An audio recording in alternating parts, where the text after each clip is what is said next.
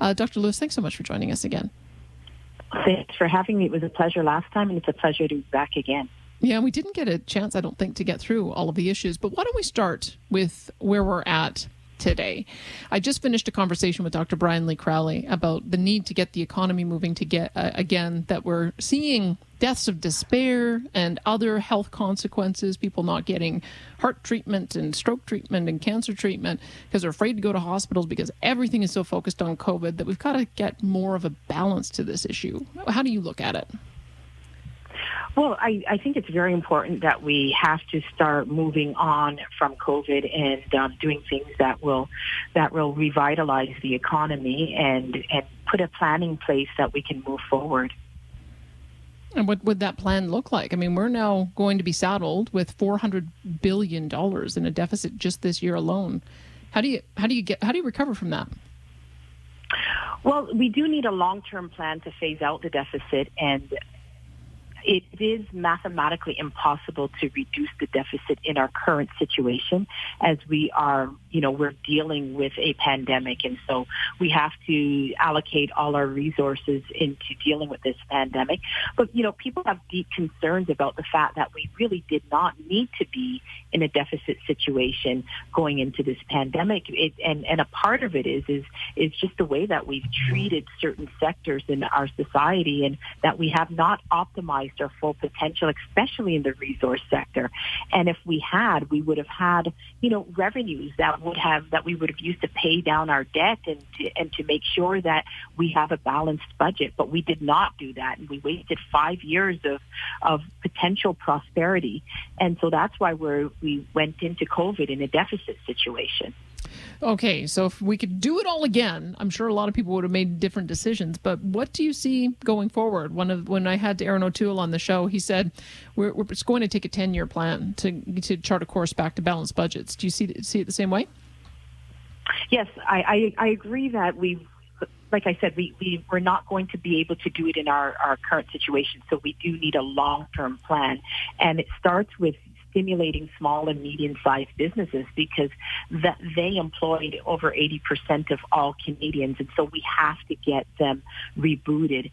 And that means that we need some government policies to incentivize those sectors. So we have to cut the red tape for businesses and make sure that the government is working with them and reemploying people. And we have to put some investments in small and medium-sized businesses so that they have the confidence to take chances again. We have 22,000 Air Canada workers that are out of work, 187,000 Albertans that were out of work pre-COVID. Now we have the post-COVID numbers on top of it. So we now have a middle class that's educated, graduating from college, and they are competing with their parents, their aunts, and uncles for jobs.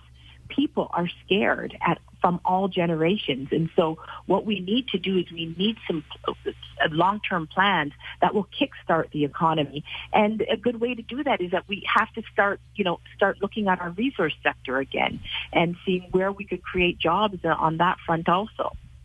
Did you watch Planet of the Humans? I did. And what was your impression? What was your major takeaway from that?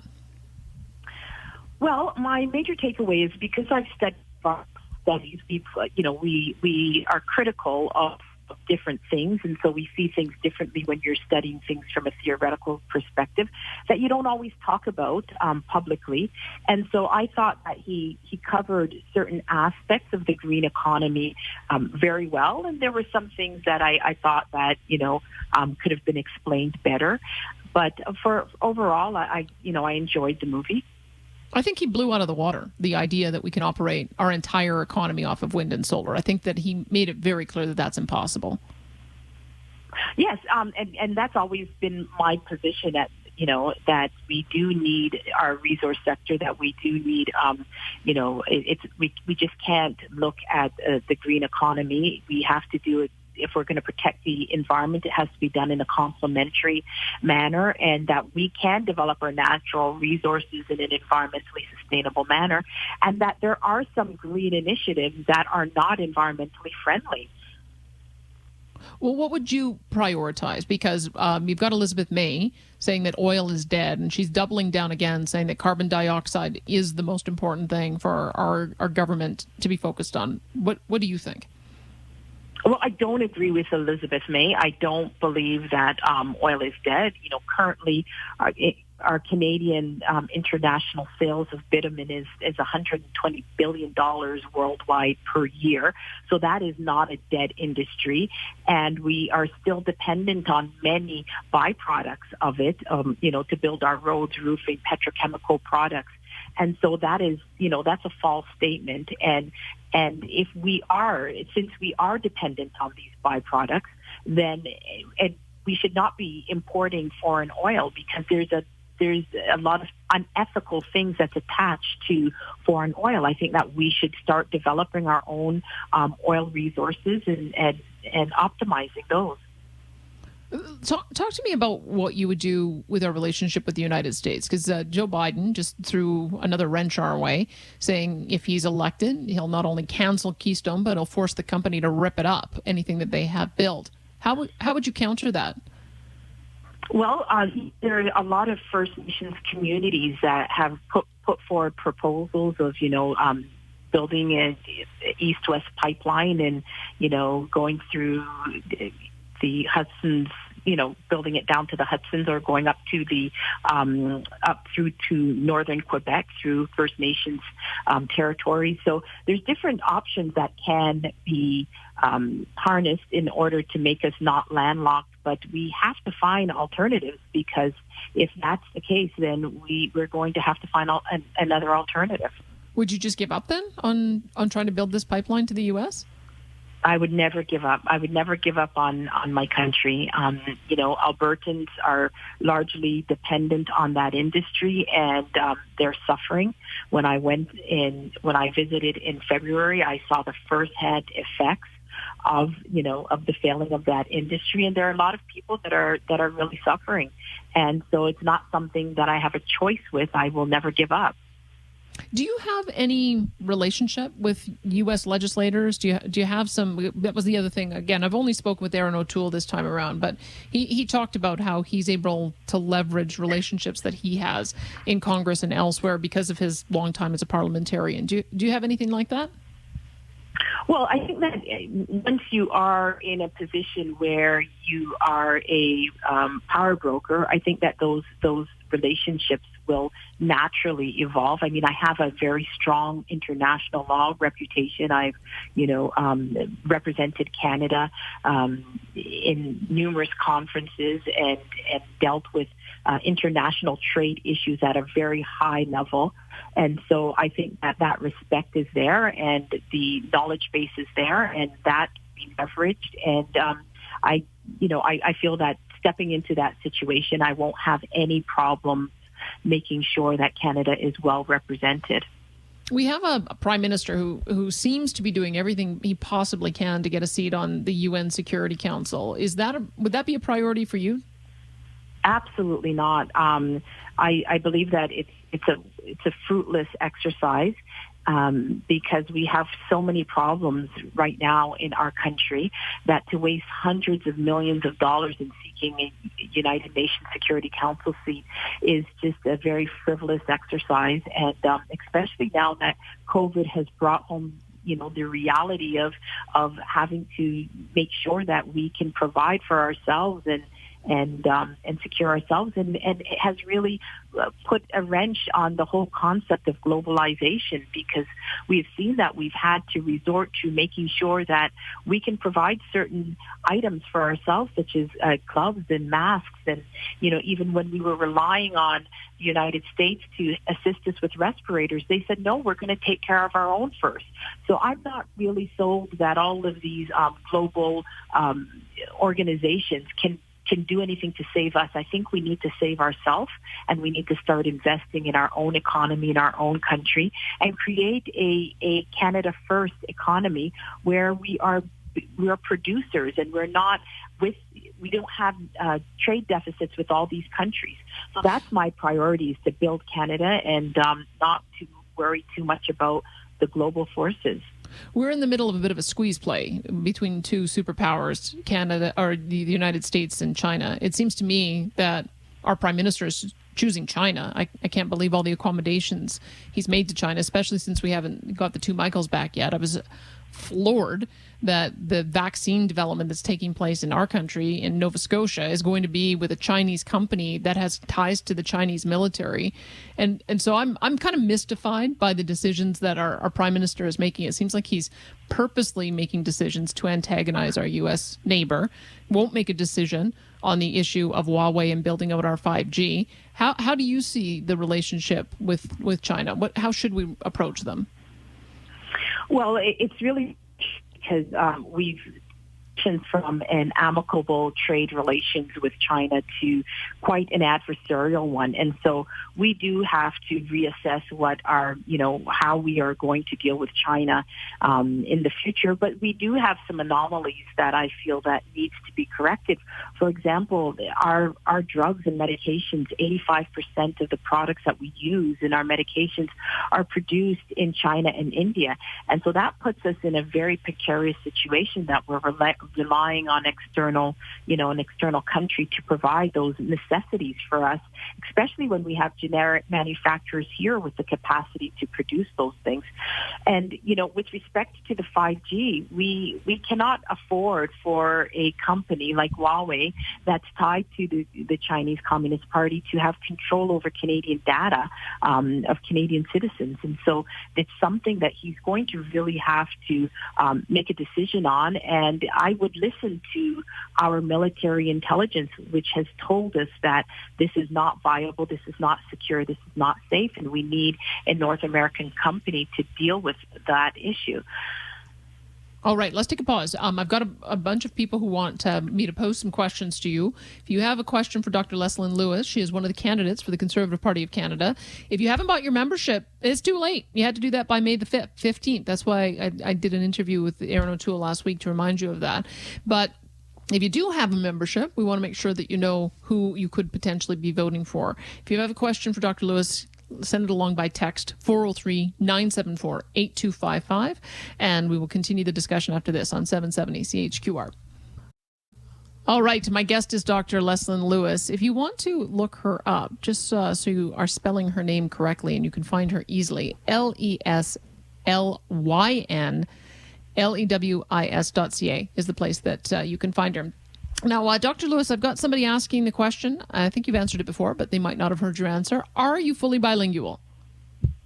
No, I'm not fully bilingual, but I'm in the process of learning French, and I've had actually 2 presentations in French, which went very well. So I'm just working very hard on that because I think it's a very, very important issue, and it's very important that I'm able to communicate in both official languages, and so that's something that's a priority for me.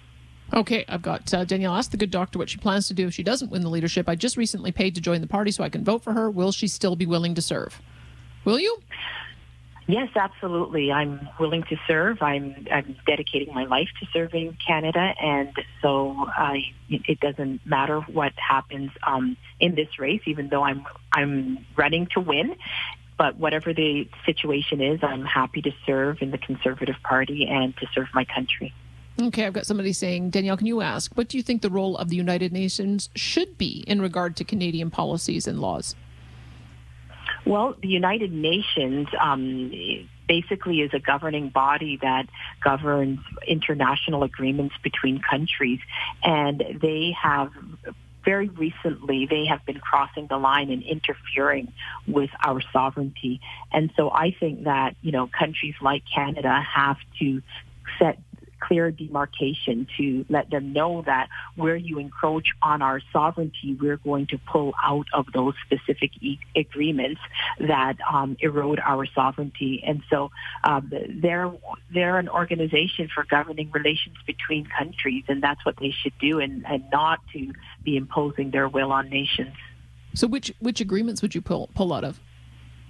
Well, one that I find particularly disturbing is the United Nations Migration Compact, the way it has eroded just our ability to define legal immigration, and it has blurred refugees with economic migrants, and really has put a lot of strain on our infrastructure, because we have people crossing at the Roxham border, and they're crossing and using the third safe country loophole, and being deemed as refugees when they're coming from a safe country, the United States.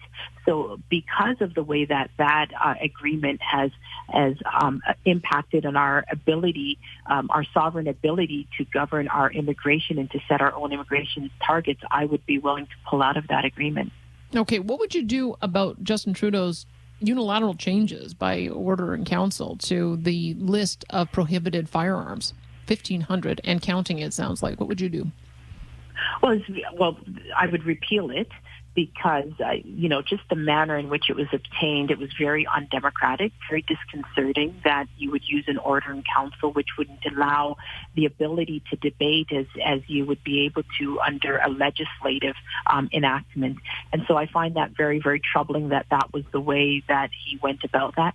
And I also find very troubling the fact that law-abiding gun owners now are, went to bed one day law-abiding and woke up the next day criminals.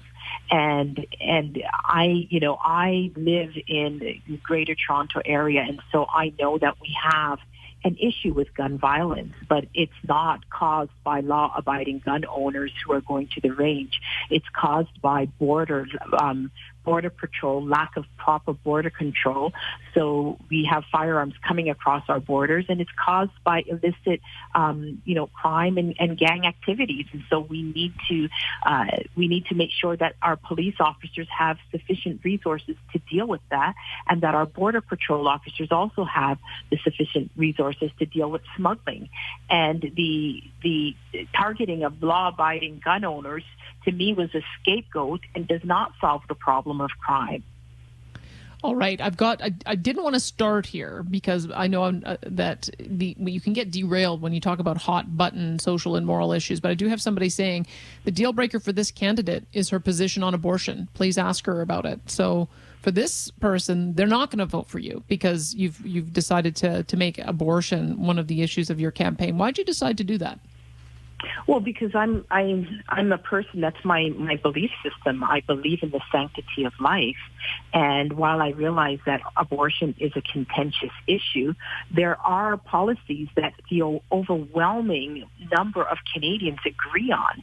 The overwhelming majority of Canadians believe that it's wrong to have an abortion because the fetus is a girl. They believe that women should not be coerced into abortions. They believe that we should support women in crisis who are facing unplanned pregnancy. They believe that we should not be sending our taxpayers' dollars abroad to fund abortions. So these are issues that the overwhelming majority of Canadians agree with, and because of that, I feel that as a politician, I have a right to represent that large sector of society, and these are concerns that they want to see addressed. But don't you think that becomes the entire issue of your campaign, is that it'll get simplified. It'll be, you want to reopen the abortion debate and you want to ban abortion. That's how you're going to be characterized. Doesn't that concern you? Well, no, not at all, because that's a mischaracterization. So if somebody wants to be disingenuous and mischaracterize my four policies, about those policies, and I have created a specific policy called my No Hidden Agenda policy so that people will see that I do not have a hidden agenda. So if somebody wants to be disingenuous, I can't really stop them. But my platform is so broad that it covers so many things, from the economy to the environment to foreign affairs, that it would be somebody who's very disingenuous to put it in that one category. But you would ban gender selection abortion? Yes, because the overwhelming majority of Canadians believe that it is wrong to terminate a fetus on the basis that it is a girl. And that is a misogynistic practice. All right. So there we go. We've got it clarified. Dr. Leslie Lewis, thank you so much for your time today. Thank you so much for having me again.